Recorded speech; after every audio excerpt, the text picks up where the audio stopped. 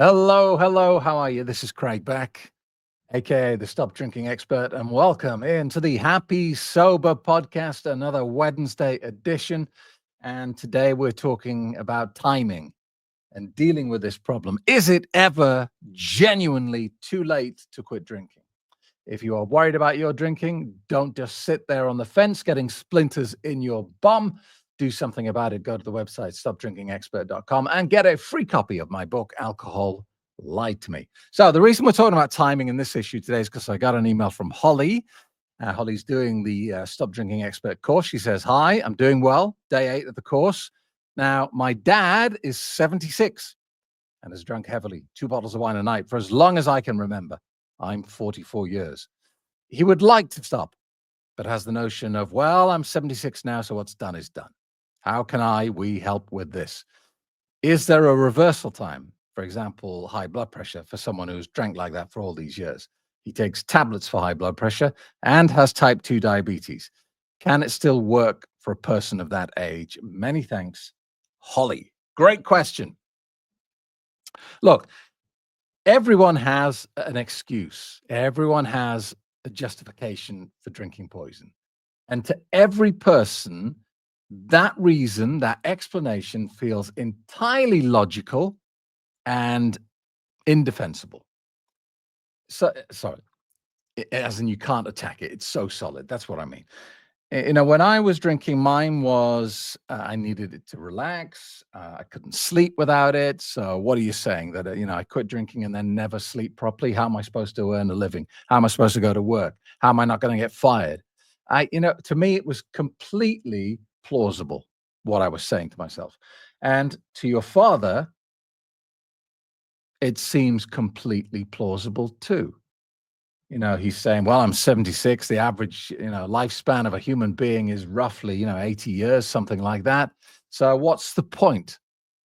And it is just an excuse, though. It's just, it's something that evil clown whispers in your ear. You go, yeah, yeah, that makes sense. That sounds logical.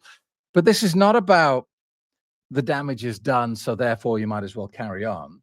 You know, if you realized you drank a glass of poison, you wouldn't think, well, I'll just carry on now, would you? You'd stop and hope that you hadn't done too much damage. You wouldn't say, well, I've drank one glass of poison, so I better drink another. That doesn't make any sense at all. But like I said, it appears to be plausible and offers plausible deniability to the subconscious mind. So is it too late for a 76-year-old man to quit drinking? And the answer is no. Why? Well, look, it doesn't matter how much damage he's done. This is not about, turning him back into a 30-year-old. This is not about having him leaping around, saying how amazing he feels at 76. He's going to have aches and pains. He's 76, for God's sake. This is about quality of life and quality of remaining life. And look, like I always say, drinking attractively packaged poison is like playing Russian roulette. There is a chance you can get away with it for your entire life. But the longer you play the game, the more chance you've got of there being a bullet in the round. The longer you play the game, the more chance of annihilation. And this is about quality of life in your autumn years. The first assumption here is that your father is making is that it's nearly game over. There's no point stopping drinking now because he's 76 and a couple of years and then I'm gone. You don't know that. He could live to be 110. He could live to be 115. All right. The odds are against it, but it's easily possible he could live to be 100. So in that context, it's not nearly game over, and there's plenty of opportunities left in life. And it's really a choice here. How do you want your autumn years to be spent? In ill health, in pain, suffering, constantly going to the hospital to see consultants before finally being admitted to hospital and slowly withering away because of the poison you've drunk? Or do you want good health and vitality as long as possible, energy levels that you can be independent for as long as possible, and the opportunities to do so many more things in life? That's the choice here. if you continue drinking the poison on a daily basis, you are massively increasing the chance that your final years are not going to be good quality years. And I've told this story before. I did a coaching session with a lady from Texas about 4 or 5 years ago now. She booked a Zoom coaching call with me. And when I met her, she was like, I think she was mid-70s, 75, 77, something like that. And she'd been drinking heavily for 40 years. And I said to her, well, what has alcohol stolen from you? What did you used to love? What was your passion that you gave up because of alcohol? And she said, dancing, ballroom dancing. She said, I loved it. I adored it.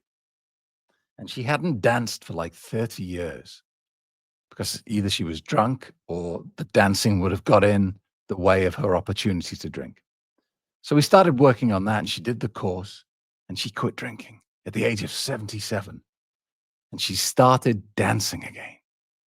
And when I spoke to her 3 months later, it was like it was a different woman. She was so full of energy. She was so bright, so positive, so happy looking. Honestly, the first time I met her, she looked like an old lady. She looked beaten. The second time I met her 3 months later, when she'd been dancing again, it was like her soul had come back alive. So to your father, Holly, no, it's not too late. You don't know how long you have left. And regardless of that, you want those remaining years to be good quality years where you're functioning, not struggling for 10 years and then dying in agony. That's not, if you can avoid that, then do that. So I would say no. Now, to the second part of your question, is there a timeline? Yes and no. There is a timeline, but it is unique to the individual. And I am hesitant about giving timelines because people then hold me to them. And I'll give the example. I coached a guy, I think he was also in Texas, 3 years ago. And after 3 months of sobriety, he booked in with another coaching session with me. And he said, Craig, I'm furious. You told me that everything would get better. And after 3 months of being sober, I'm still not sleeping. I still have insomnia. I cannot get to sleep. I cannot stay asleep. What gives, man? You told me this would get better.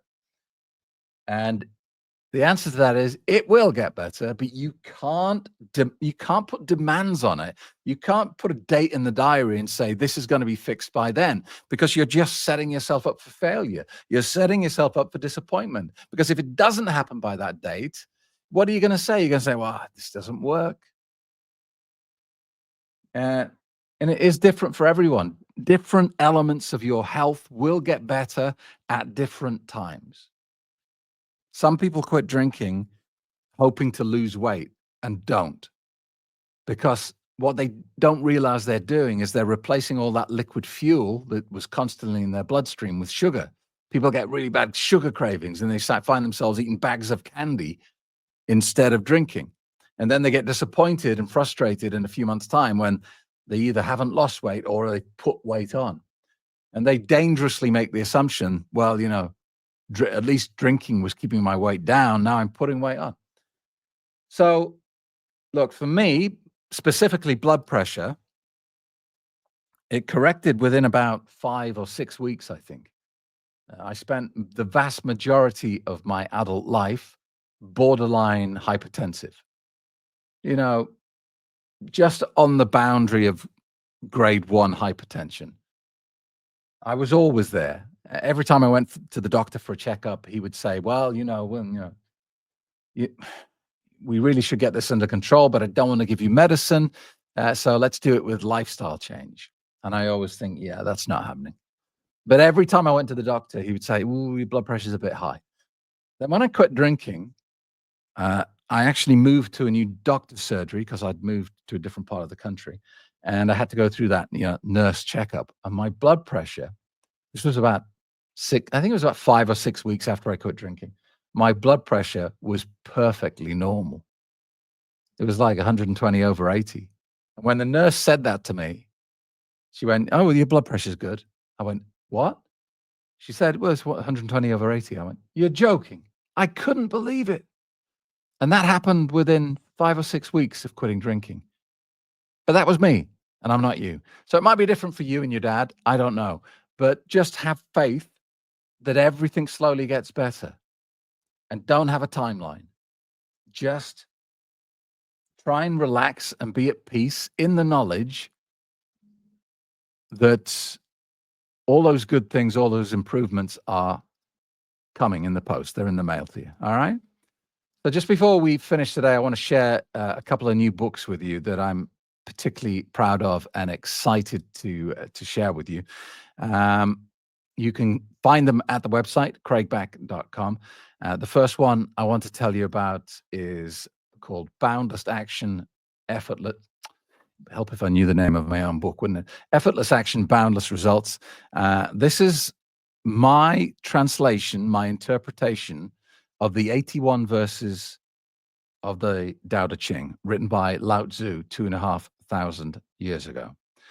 And it's hard to summarize it here, but if you could change one thing in your life in the hope that you will see some profound change, it would be start living according to the Tao. So take a look for that on audible.com, amazon.com, Effortless Action, Boundless Results.